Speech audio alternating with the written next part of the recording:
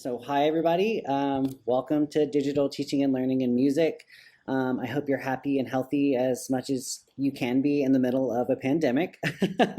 I'm glad you've joined us in this webinar, probably because you've been in more of these kinds of things recently than you can count at this point.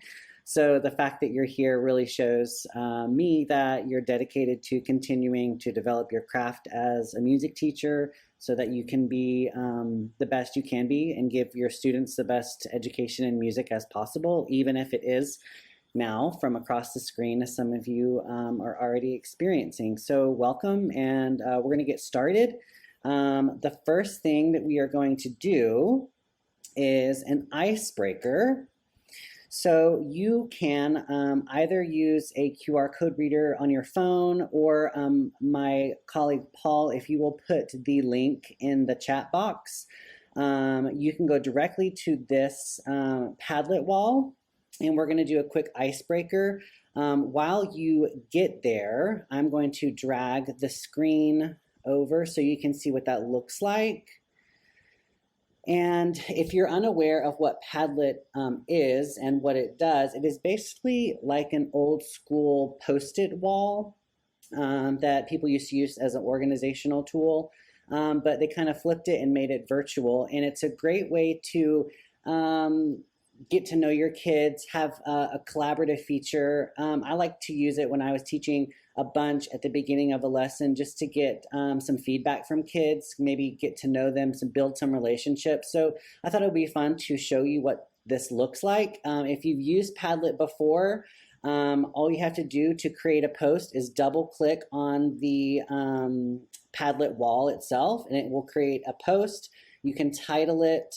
I did an example one right here. I added a GIF, which I love. But I want you to fill in the blank and answer the question, when I dance, I look like blank, just as a fun little activity for us to do to get started. I am going to set a timer for 1 minute. So I'm going to give you some time to finish it. When the music turns off, that means it's over, and we'll kind of take a see of what everybody says, and we'll get started then. Thanks.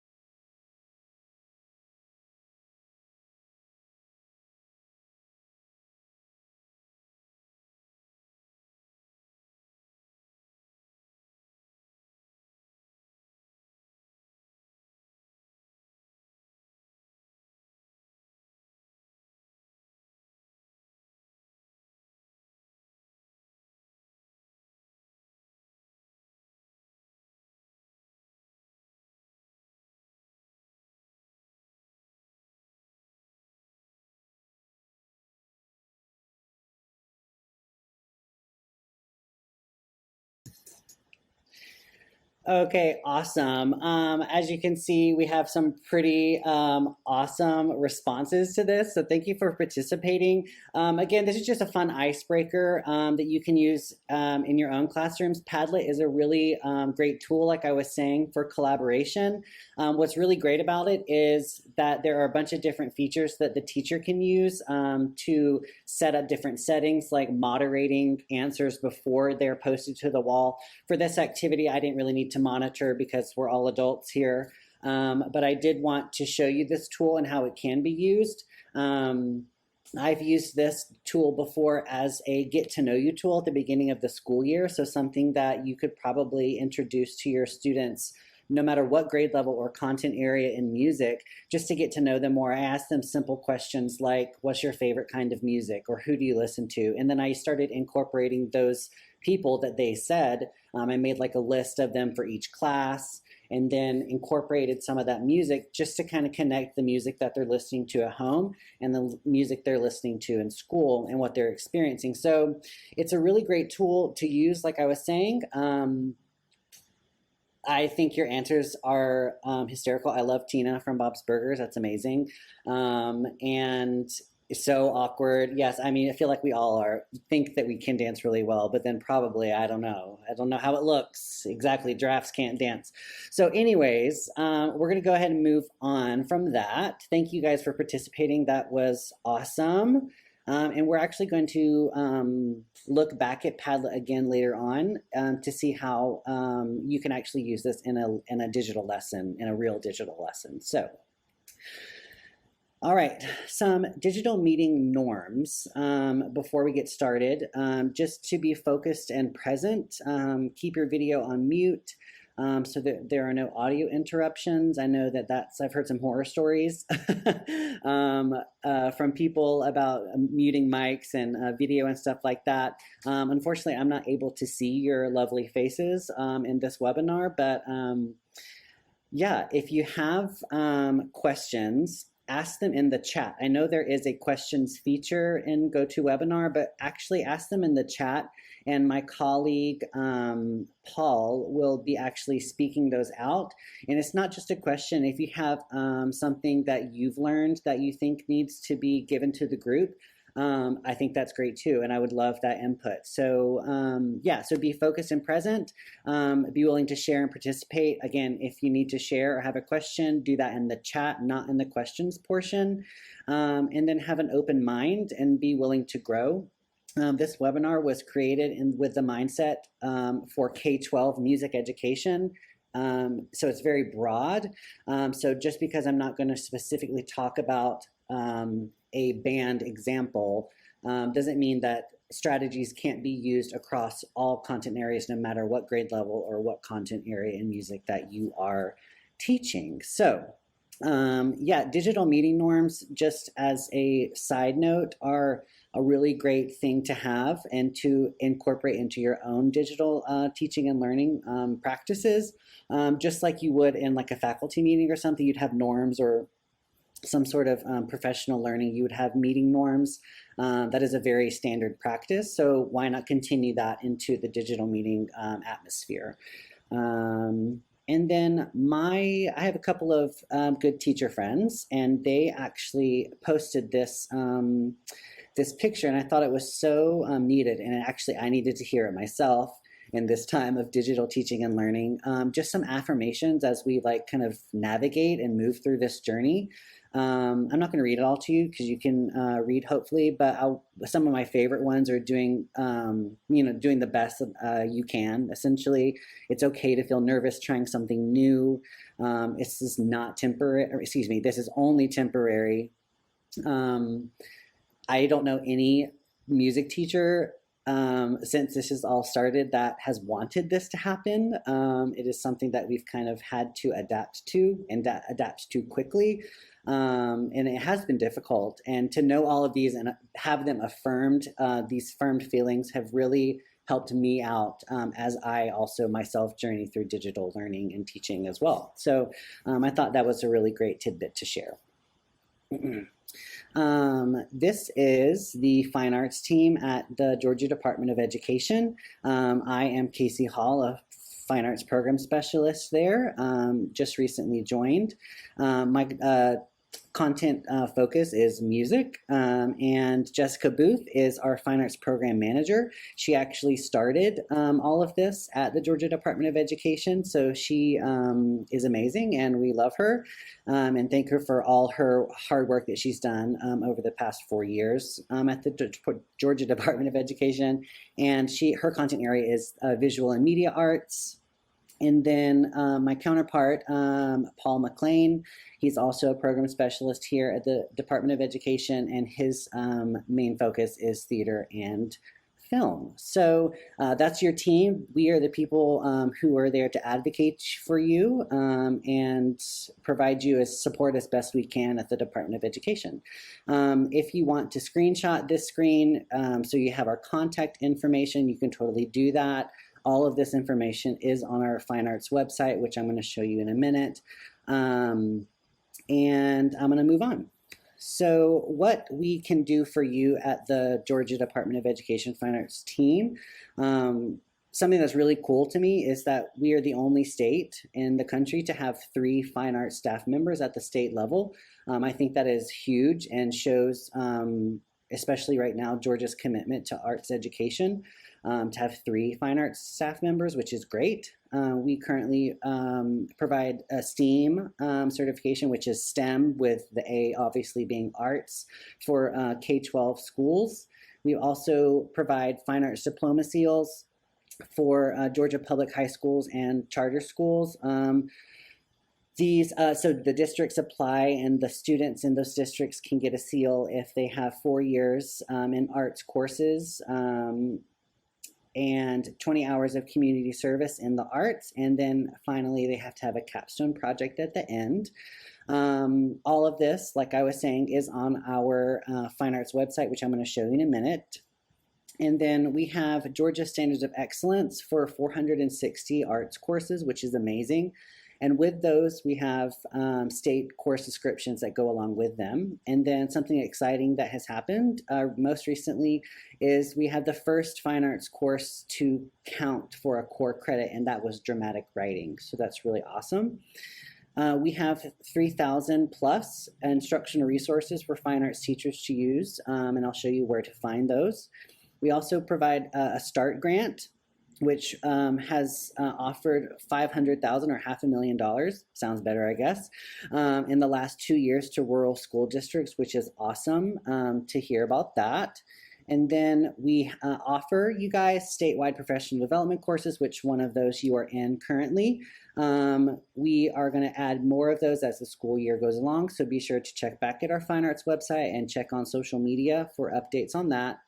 If you are a district arts administrator, we do have a council, and if you would like to be a part of that, you can email us and contact us.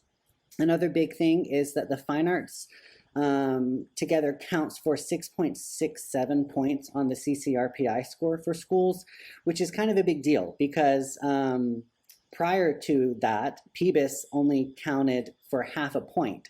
So for the arts to now be, and the fine arts weren't even included in the CCRPI formula, or however you want to call it. So it's amazing to hear that the fine arts are actually counting for that much points when PBIS initially only started at half a point. So that's awesome to hear. We do offer free professional learning opportunities on the Georgia Department of Education PLO. And the one for music specifically right now is Music for the Early Childhood Educator. And there's also one for art and theater. Most recently, we have added new instructional resources for social emotional learning and life skills in music, general music, grades K through 5. And then we have offered a free training on digital teaching and learning in the arts, and as a smart infographic that you can take at your own pace. And I'll show you where all that is shortly. And I'm sorry I'm going kind of fast through these. I want to get through all of this stuff so that we can get to the meat of the webinar. With those Georgia Department of Education instructional resources, specifically in music, we have general music kindergarten through 6th grade, with grades 7 and 8 coming soon, so be on the lookout for that. We have band, orchestra, chorus, music technology, and like I was saying earlier, we have new social emotional learning and life skills in music, which is general music K through 5. It's more of a supplemental instructional resources to what we currently already have in general music. And then we have most recently added new sample distance or digital learning plans, and I'm going to show you what one of those looks like towards the end of our presentation today. In those instructional resources, for each course, there is accompanied with a curriculum map that contains a list of Georgia Standards of Excellence and elements for each unit, and then key components in those that will be covered in each unit. And then the unit plans themselves have a unit focus, standards, a list of lesson plans that are attached to that unit, any example assessments or supplemental resources available to that unit. And then even further, we have actual lesson plans with recommended pacing, enduring understanding, technical focus, all of the Georgia Standards of Excellence that are covered in that lesson, any differentiated learning or vocabulary materials, or student and teacher procedures, and so on and so forth. All the good stuff you want in lesson plans, we got it for you. Also, we have sample assessments, diagnostic, formative, and summative assessments. And then other resources such as presentations, handouts, worksheets. Some we have instructional videos, and where all of that is housed. So what I wanted to get to. Some people may not have known about this, but we have all of this housed in our what we call the teacher resource link, which can be found a couple of ways. You can find it through your school district's statewide longitudinal data system, or SLDS, and that's where the TEKS platform is located. Or you can go to georgiastandards.org, and I'm going to show you what that looks like.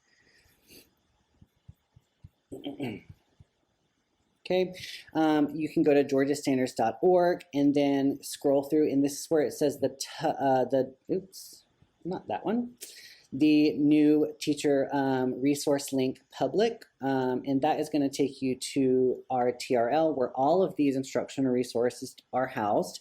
If you want more information on those resources, we do have professional development such as the infographic that I was talking about on our website. And then we also have our fine arts website, which I'm talking about.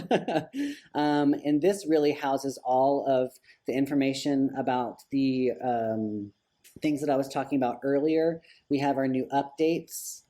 We have our professional development for the fall that we currently have. You probably came here to register for this course, so bravo to you. Make sure you check back to see all of our other ones we have for music.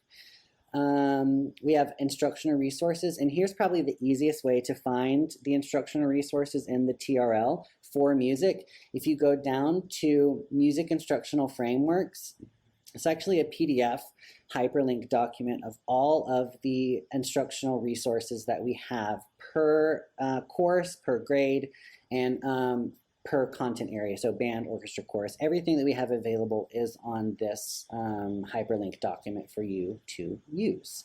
So I'm going to drag that back to our presentation. Awesome. Any questions so far before we keep going? Okay, cool. Haven't heard anything. So before we move on, just wanted to give you a course overview. We're going to go through some definitions and vocabulary. Some of this you've probably heard before, as I'm sure some of you are kind of pros at digital teaching and learning right now. We're going to go through some best practices and some tips, some planning ideas, and then some options for doing music unplugged, which is kind of like low-tech options.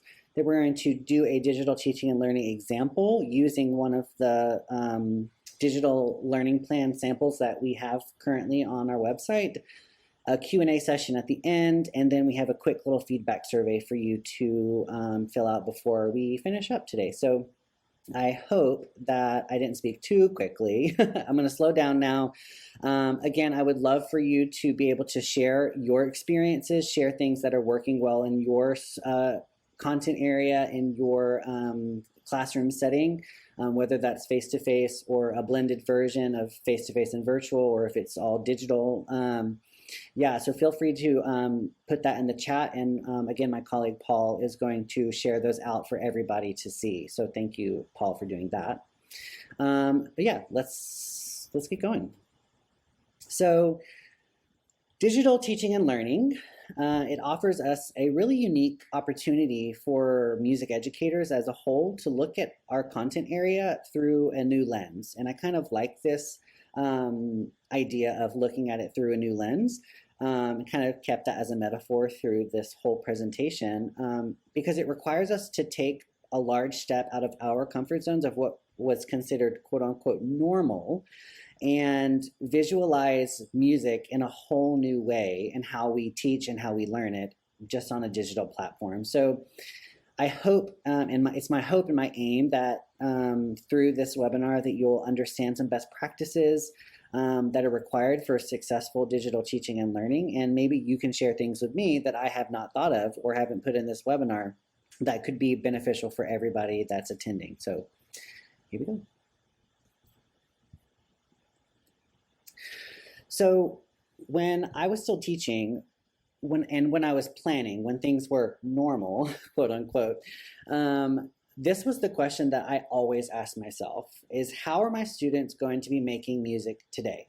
It was a blanket question, but it continually drove all of my instructional practices and planning. And from that, it was so much easier to be able to pinpoint exactly what I wanted my students to do, or to be able to do at the end of a week, at the end of a lesson, at the end of a month, whatever it was. But that question continually, almost like a spinning wheel, always came back around, is how are we making music today? That was my question that I was asking myself. And a question that I kind of want to continue to be asking you as you go through this webinar is, how are you going to be making music with your students, even though we're on a digital platform, and or whatever option that you guys are going through, whether that's the, kind of the hybrid blended face-to-face and digital, or fully digital, fully face-to-face. How are you going to make, music today with your students? That's the big question. So digital teaching, what does it look like? For teachers, teaching digitally, our main job is for support. So how are we supporting our students to be able to do what we want them to do in this time, because we're not in a physical space together? And again, the question, how are we going to make music when we're not all in the same place? Music is a performance art. It's something that we usually do together, and we love doing it, which is obviously why, because we're music teachers and we want to share that joy with others and that experience. So how are we going to do that in this, this coin that we've been dealt? So it gives us an opportunity to support students by providing a more personalized and learner-centered instruction environment without having to be in a physical space. So we're ultimately providing students with opportunities to learn through things like voice and choice, creating social opportunities, even if it's a digital version of it. It's not like the lunchroom, but at least we can have a virtual lunchroom. And even further encouraging self-discovery, because they have the time and the opportunity to. Another thing that I think is important to remember is that really nothing should change, really fundamentally change about the content that we're teaching. We're still teaching music. We're just doing it in a different way. And we have to figure out how that looks, given the circumstances that we have going on right now. So just like in a regular classroom setting, we should continue to facilitate our instruction and support our students that are creating an engaging environment for them to be able to perform in the artistic processes. Again, though we're not in the same space. So again, the question kind of comes back around and has kind of been reworded. Now, how are we getting our students to create, perform, respond, and connect within music on a digital platform? So here's some best practices or some vocabulary definitions and I have some examples for each. You've probably heard these terms and probably have been beaten over the head with them since March, but wanted to go ahead and just kind of set the tone for what I'm talking about when I am talking about these things. So the first one is obviously synchronous teaching and learning. It's basically what we're doing right now. We're using an online platform. It just happens to be GoToWebinar in this case, where I am teaching and you are learning content at the same time, though we are all in different places across the state of Georgia. This equates, in my opinion, to a whole classroom setting in a normal world, in a normal classroom setting, but it's just online. So this would be like me giving a lecture to my students. That would be synchronous teaching and learning. And how that looks is basically, like I was saying, what we're doing now. It could look like a whole classroom, whole group classroom setting where we are collaborating and sharing ideas in the chat, like I was asking, or in video if we were on another platform in real time. So it's happening at the same time. That's the important part. Another idea is the teacher provides a creative task for students to complete, and like everybody's kind of working together to create this performance or musical sound or something, whatever it would be.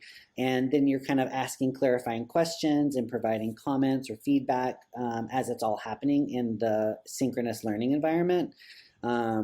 Students could take turns performing for each other, whether that's dancing or singing or playing music or creating music together as a whole learning ensemble. And again, providing feedback and posting critique and stuff like that. Or students are collaborating at the same time on another platform where they're all kind of working together. They don't have to be seen or be heard, but they're all kind of collaborating on some sort of digital platform, kind of like Padlet. We were all on Padlet at the same time. That would be a synchronous learning environment example. The opposite, obviously, is asynchronous teaching and learning, and that's when you're still using some sort of online platform, but it's happening at different times. So the students are following the class at their own pace. So this could be, well, actually, let me move forward. Could be where instead of you watching a webinar in live time, I could have recorded this webinar, posted it for people to sign up for to watch, and they could watch it at their own pace. In a classroom setting, that could be a music teacher creates an example video of how to do a particular assignment and then sends it to the student on a digital platform, and the kids do it within the week at their own time. The teacher assigns some sort of assignment through the platform. Maybe it's not a video, but still, hey guys, I want you to complete this, whether it's a worksheet or some other project, and they again complete it at their own pace and different times. They can view work of others, collaborate with others at their own time. It's just the point of asynchronous is that it's not happening all live or at the same time, essentially. One of my teacher friends posted this as well, and I thought it was hysterical, so I wanted to share it with you because I love NSYNC when I was growing up, still do, honestly, good throwbacks. But the quote said, "Some are teaching synchronous and some are teaching asynchronous, but if anybody is teaching asynchronous, it's gonna be me." Sorry, anyways, moving on from that, I thought it was hilarious as I was creating this presentation for you guys. Anyways, but there's also the option of blended learning and teaching, and it's basically a combination of both, using both to your benefit as a teacher. And it would be the students completing classwork at their own pace, which would be asynchronous, but they're all still meeting together at the same time, which would be synchronous. So it's kind of both synchronous and asynchronous. Kind of like if I gave you guys an assignment to do after this webinar, you would do it at your own time and turn it in at your own pace, and that would be the asynchronous portion, and this would be the synchronous portion. So a big question that I have come to find is like, well, which method do I choose? How do I know what to do? And so really at the end of the day, the choice is yours, but there are a few things to consider. The first is, again, how does a music classroom function in a digital environment, and how me, again, the teacher, am I going to facilitate and support the learning? And that's going to ultimately affect my decision on whether I'm doing this asynchronous or asynchronously or both. A lot of the frustrations I see with teachers is the time to learn all of the new digital tools that are being kind of thrown at us right now. I know there was a lot of like everything was free for a while because it's important to education, and it was, and it's a great thing, but all of it at once can be very overwhelming, and there's so much stuff out there that really you need to take time to plan and learn the new digital tools, and that takes time. So take that into consideration when you're thinking about what methods you are choosing. For instance, for this webinar, I thought Padlet would be fairly easy to, one, me set up, and two, you to be able to participate in, because it's a fairly easy or kind of a low tech platform, even though it's technology. But it was easy and I already understood it. So me adding that to this webinar seemed like a good choice to do that activity. So it's like those kind of things that you need to think about as you're planning for how you're going to do digital teaching and learning. And another big thing, I surveyed a bunch of teachers from all across the state, and they said that organization was like the biggest thing. You have to be organized, like ultra, ultra, ultra organized when you are doing this, because if you're not, things will slip under the cracks and it will be a mess, for lack of better words, because you yourself feel lost because you don't know what class is doing what and where am I supposed to meet on what platform and so on and so forth. I could go on and on, but being organized is super important, and keeping track of all of this is going to be paramount to your sanity as a music teacher teaching digitally. The next one is individual students' learning styles. This is harder, I would say, to do in a digital environment because it's so easy to see learning styles and understand how a student learns in face-to-face interactions, but it could be a little bit difficult doing that when you're screen to screen.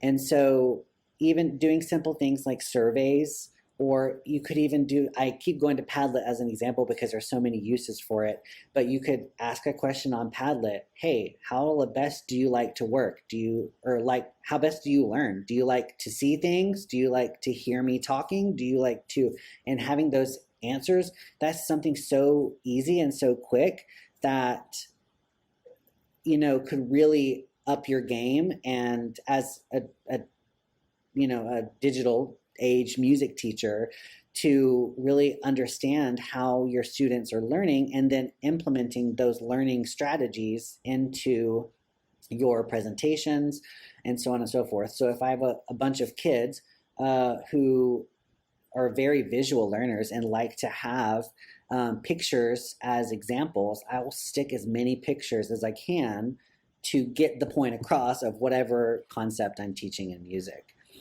As an example, of course. And then understanding some things about your student's home environment. And this kind of has to do with the next one too, is the access to devices. This could also be some sort of survey that you send out at the beginning of the year, just for you to know what your students have in technology wise and what they don't have could be a very big indicator of what method of digital teaching and learning you really need to choose, and being sensitive to that. There are a million different scenarios where kids are having these different experiences with digital teaching and learning due to access. And so just having that knowledge can actually be fairly powerful for you as the music educator, because you can cater your teaching to meet those needs of those kids. And we do have some options, or we have some examples that could actually work for you if you have situations that arise in regards of access and home environment.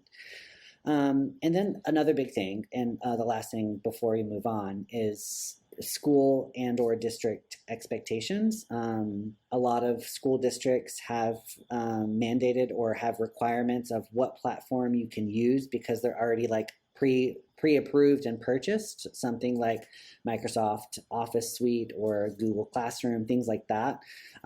So however your district and school has said you need to use them, you have to use those to figure out how you're going to make it work. And then when you do finally figure out what that is, or maybe you already know, learn it, and you need to be the expert so you know exactly how these are going to be used in your music classroom. Another big thing that is just a best practice is digital literacy and citizenship. It is everyone's responsibility to keep track of digital citizenship. A lot of Kids these days are getting understanding of how to react and respond to things on things like social media and just online view. So from social media, I should say. So really, you have to take the time to teach and model the clearly model digital expectations and behaviors to your students. And then on top of that, continually reiterate them when things don't go or when they don't meet your expectations as a digital citizen. It's very hard to say, I'm sorry. And again, I think that's kind of up to you as a teacher. I didn't really mind emojis, but encouraging positive language and correct grammar.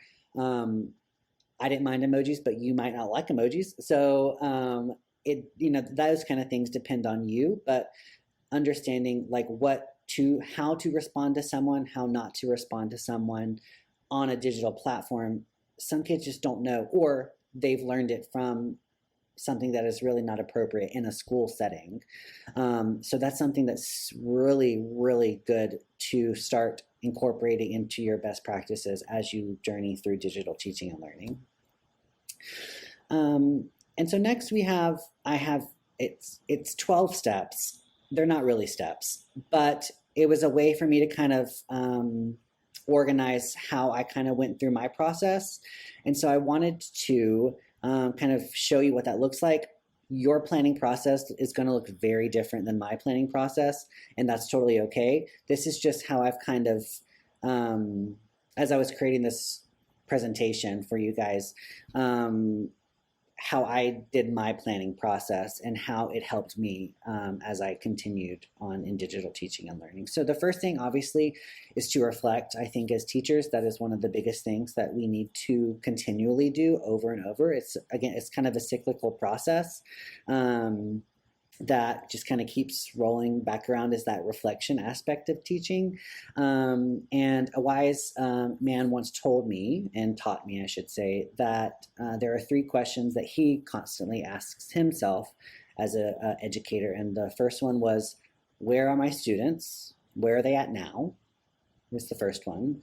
Where do I want my students to be? Is the second question. And how am I going to get my students there? Those were the 3 questions that he constantly asked himself and kind of reflected upon as he was planning his. And I really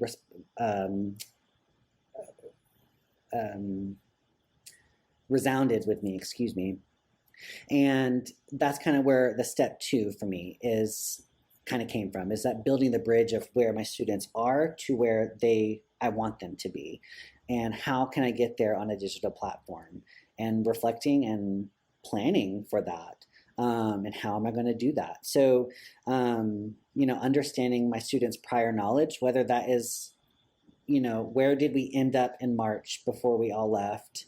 Where did we end up in May? And where do I want them to be now that it's September 1st? Is that right? Yes, it's September 1st. That's crazy.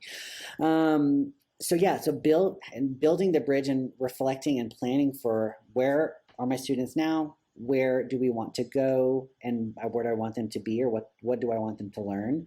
And then building the bridge between the two. And then that's where the brainstorming comes. That's my favorite part of planning, is figuring out how I'm going to do it.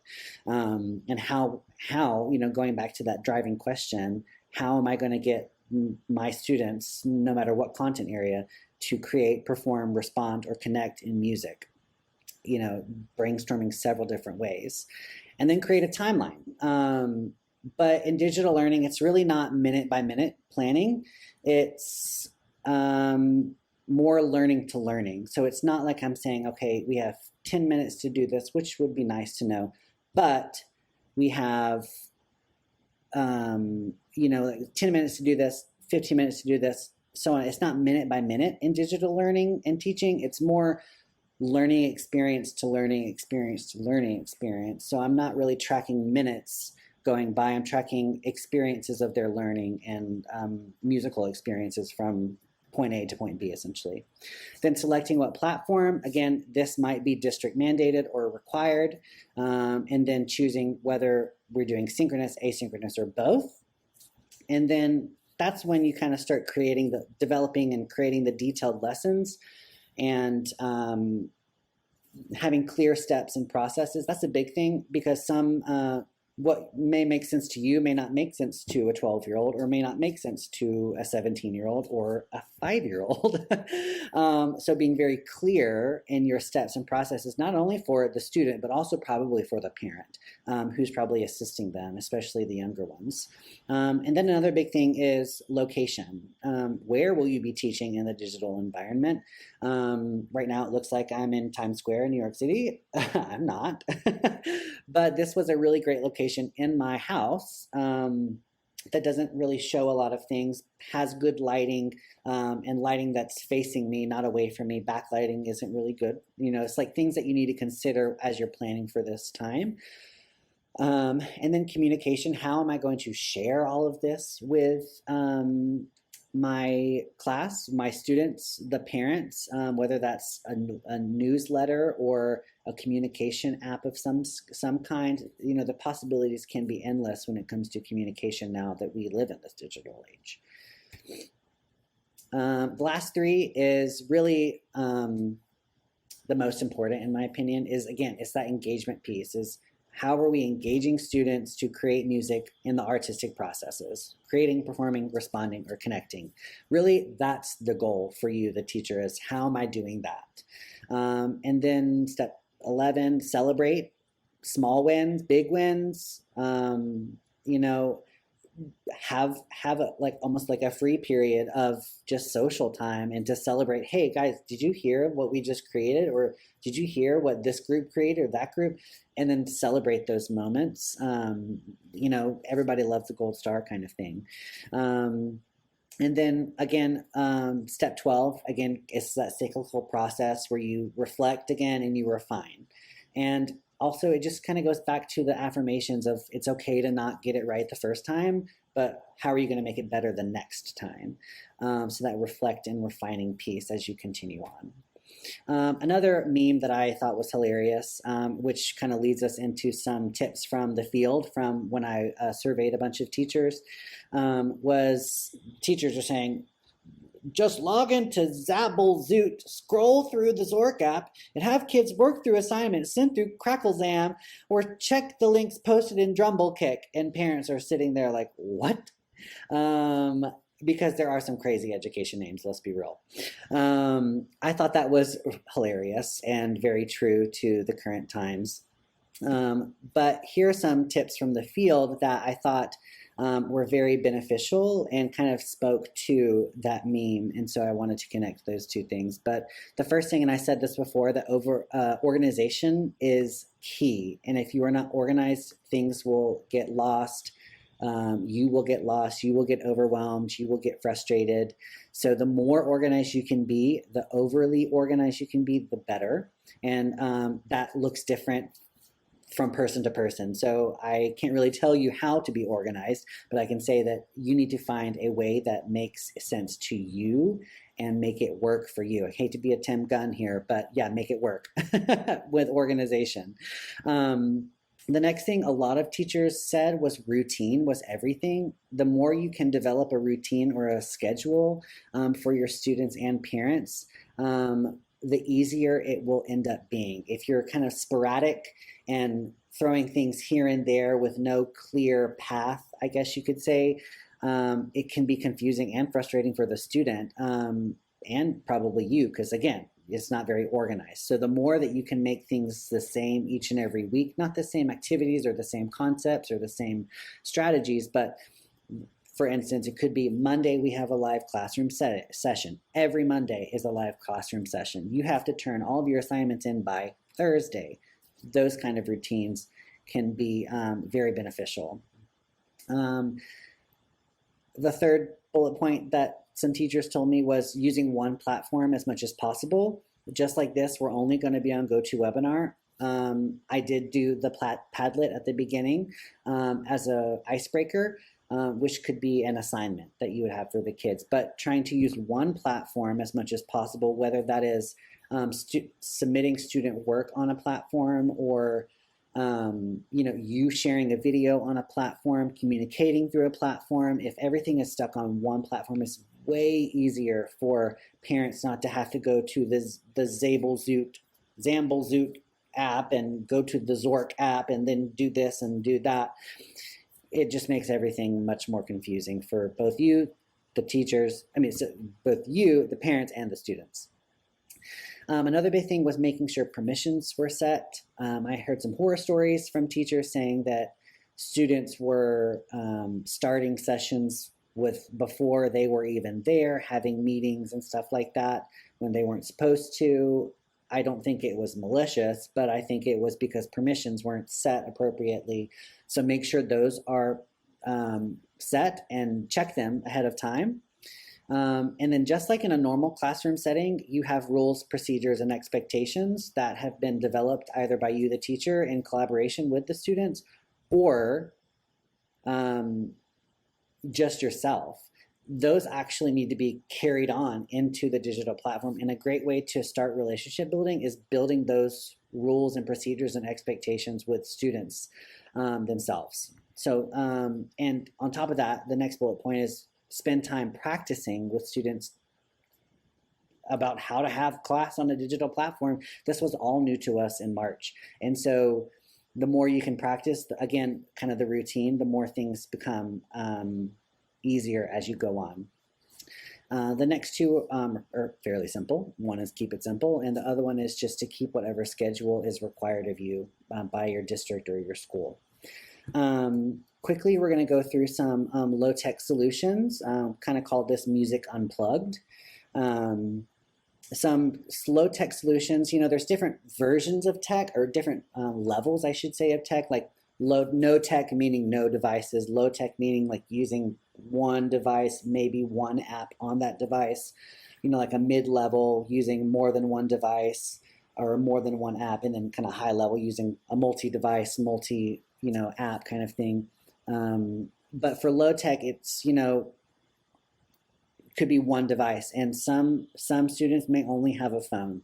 And how do you have a music class and still reach that student? So phone calls are still a great way. Things like Google Voice, it is free. You don't have to share your phone number. Google Voice actually creates like a phone number for you, and you can share that out and communicate. School email, even though it sounds kind of archaic in 2020, school email is still an avid way and a clear way to communicate with parents and students during a digital teaching and learning. And then there are several just communication apps that you can use, such as GroupMe, WhatsApp. Remind is education-based communication, things like Class Dojo, Seesaw, Edmodo, those kind of things. Some low-tech solutions for music that require little to nothing could be packets. Some school districts I heard are calling them bundles now, which is kind of cool, which the students and the parents would go pick up them up from the school, or the school would send them if they requested them. Things like worksheets or projects, choice boards, things like that. Keeping a listing performance log. Creating an instrument with things that you find at home, or using found sounds from home to create music. I've seen a lot of general music teachers, as I've observed a bunch of different professional development, using things like go outside and find 2 sticks and use those as rhythm sticks, or go find a pot and a pan and some sort of spatula or something to beat your new drum with. Things like that, that don't require a bunch of technology, that they can still do at home and to make music and have other different experiences in music, even though it's not on this digital platform. But they're still, and I should mention that they're still learning some sort of concept with these. It's just on a low-tech environment. So if they're learning about dynamics, for instance, find the quietest thing in your house, and making those kind of connections, find the loudest instrument in your house, and so on and so forth. And then here's some free digital tools that we kind of found that are available if you haven't heard of them. I'm not going to list all of them because there's quite a few of them. Some of you may have heard before. Things like Flipgrid is super popular right now. And Kahoot is another big thing that I've heard that is really cool, and I've actually used it in my classroom as well, which is really cool. So I'm gonna quickly go through these. Here's some digital tools that you probably are aware of that deliver content and can collaborate with one another, such as Google Classroom or Office 365. And then there is other free digital content specifically for music on all of these platforms. And I did want to show you briefly what this looks like. So here, this is the Georgia Home Classroom that was in collaboration with the Georgia Department of Education and Georgia Public Broadcasting. Basically, we have helped develop some remote learning plans that are right here and K-12, and then you can search by fine arts, and there are remote learning plans here. There we go. General music, visual art, all of the arts, not just specifically music, but different, some sample examples of what those look like. Sample example, those are the same thing. Anyways, so that's a Georgia Home Classroom. There is a bunch of stuff there as well. Let me find it.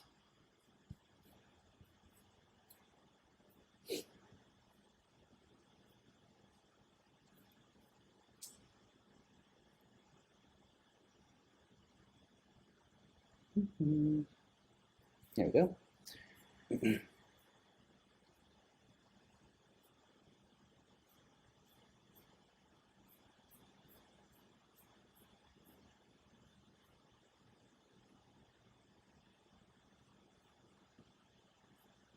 There it is.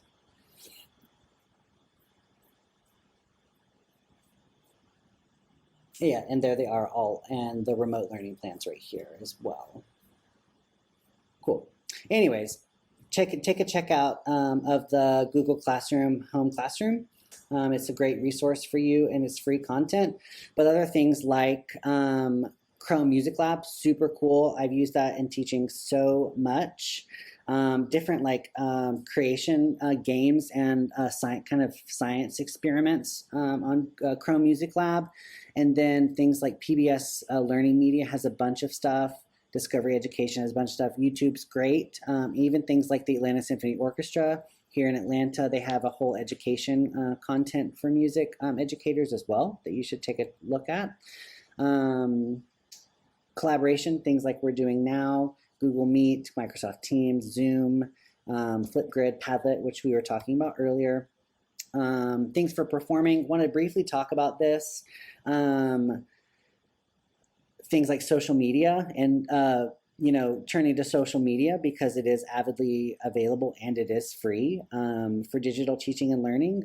It can be powerful, it's very popular, and it could be very creative to engage students in active music making on these social media apps, but you do need to, mainly because students already use most of them, especially the older ones. So I know of some teachers who actually have created either a private classroom social media account for students and parents to interact with, or they've presented challenges on things like TikTok and they send them videos back. So it's like, kind of the world's your oyster when it comes to social media, but also it's highly important to remember that the use of social media in an educational setting, it has to be district approved and a parent approved if they're not of age, because it does require personal information to sign up and log in. So just be sure to have the parental consent and the consent of your district before you incorporate social media apps into your classroom setting. And then the next thing briefly that we have is just some examples. And the first thing I'm going to go through is a general music example. And here is a lesson plan that is currently in the teacher resource link, or the TRL, that is available to you either through the TRL or that hyperlink document that I showed you earlier.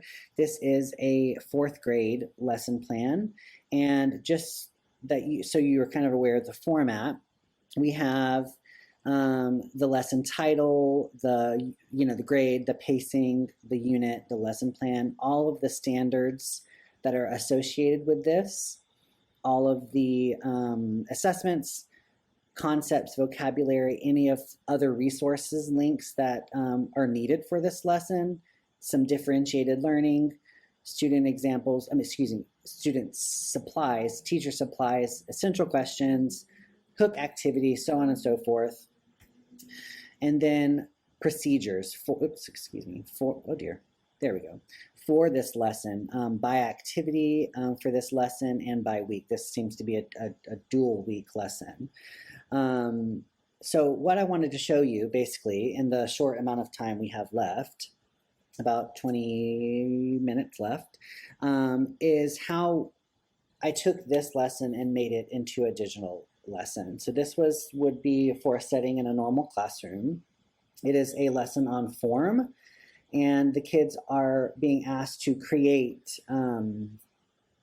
some sort of form based off Twinkle Twinkle Little Star, which is most commonly sung as ABA. I'm not going to ask you to sing it, and I'm not going to sing it for you.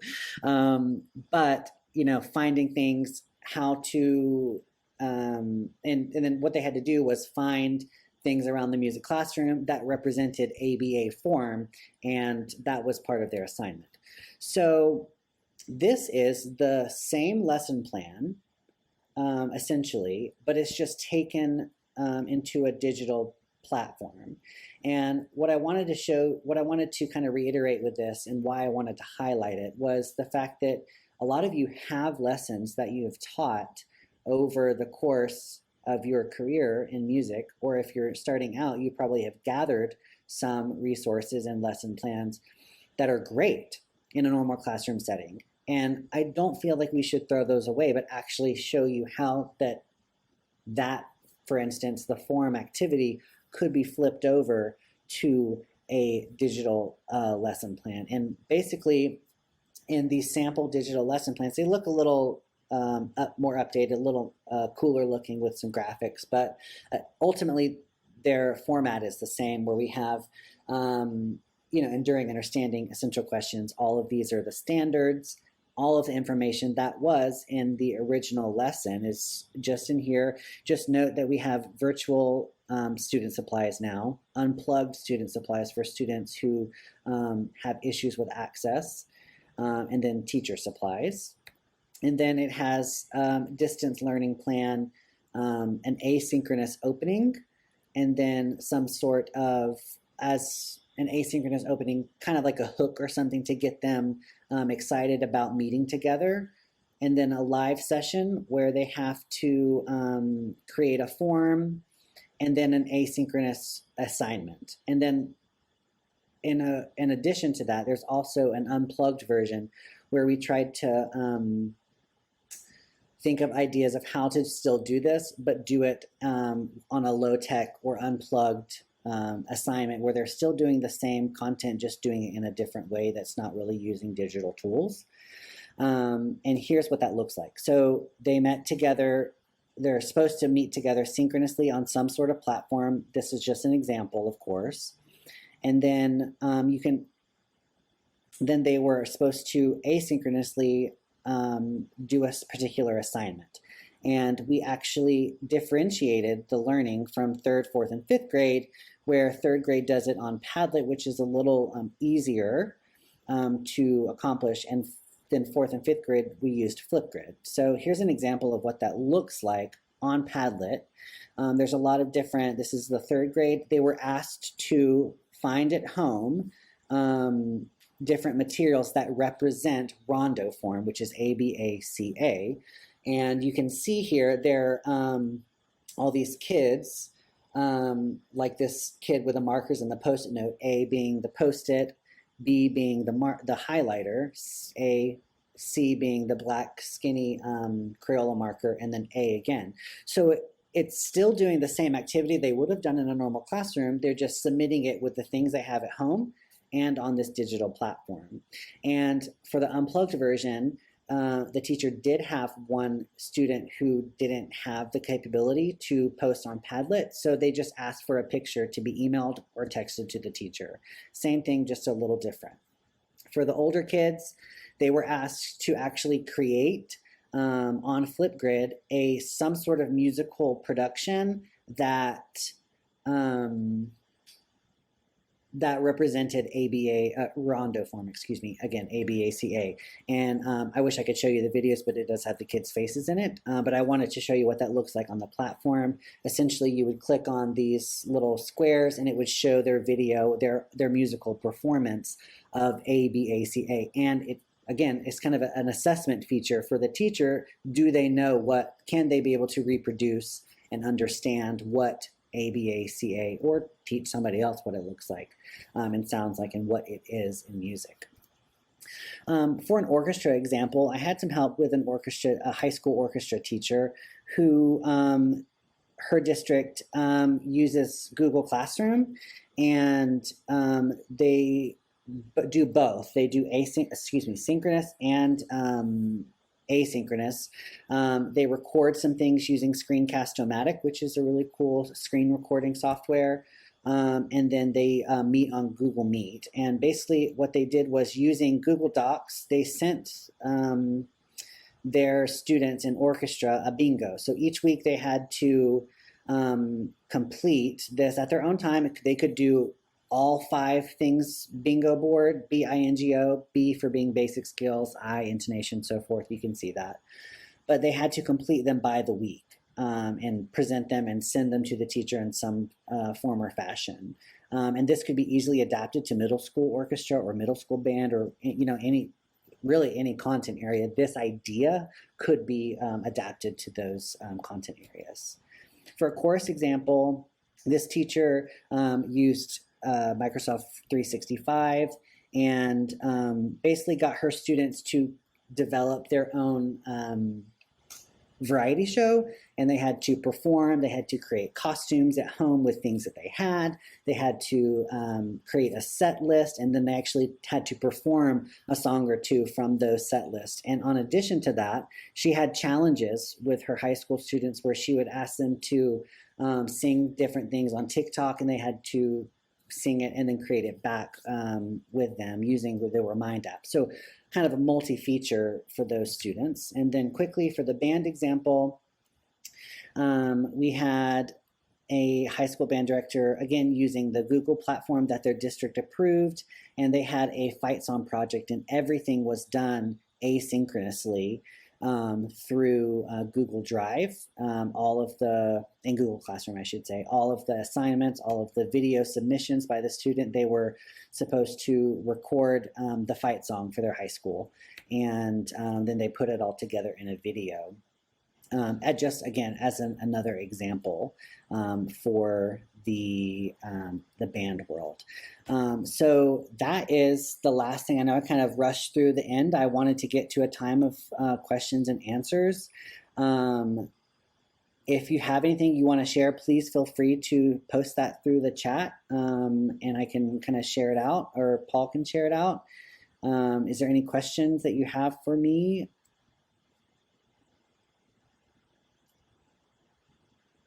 Again, thank you all for attending this webinar. Again, I hope something helped you this time as you were listening and maybe thought, oh, I could totally use this in my classroom.